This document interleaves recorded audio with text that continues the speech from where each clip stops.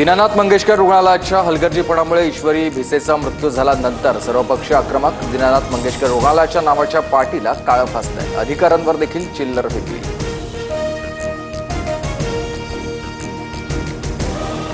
रुग्णाच्या मृत्यूमुळे आलेली निराशा आणि ॲडव्हान्स मागितल्याच्या रागामधून तक्रार, रुग्णालयाच्या चौकशी समितीमध्ये दावा, जमेल तेवढे पैसे भरून ॲडमिट करण्याचा सल्ला पाळला नाही, गर्भधारणेमध्ये जोखीम असल्याची पूर्वकल्पना दिली होती असाही दावा।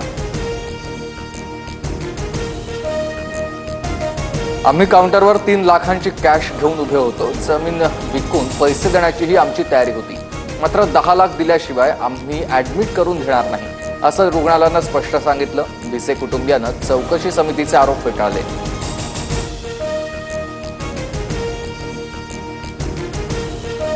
वक्फ दुरुस्ती विधेयकाविरोधात देशभरामध्ये निदर्शनं, पश्चिम बंगाल, गुजरात, बिहार, झारखंड, तामिळनाडू, कर्नाटक, आसाममध्ये मुस्लिम समुदाय रस्त्यावर, तर कोलकाता, अहमदाबादमध्ये फलक जाळले। शेतकरी कर्जमाफीचे पैसे मागून साखरपुडे आणि लग्न करतात। कधी शेतीमध्ये गुंतवणूक करतात का? कृषी मंत्री माणिकराव कोकाटेंचा शेतकऱ्यांनाच उलट सुनावलाय।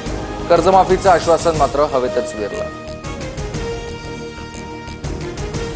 राज्यामध्ये वादळी वाऱ्यासह अवकाळी पावसाचा धुमाकूळ, बदलत्या वातावरणाचा शेती पिकांना मोठा फटका। आंबा, ज्वारी, गव्हासह भाजीपाल्याची नासधूस, तर भंडाऱ्यामध्ये वीज पडून दोघांचा मृत्यू झाल्याची माहिती।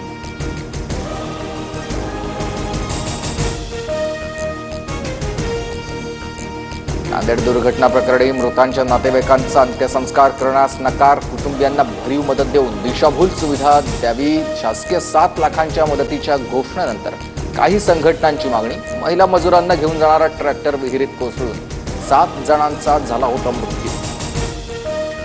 कुठलीही मारहाण करण्यात आलेली नाही, खोक्या उर्फ सतीश भोसलेच्या वकिलांच्या दाव्यानंतर वन विभागाकडून प्रसिद्धीपत्रक जारी।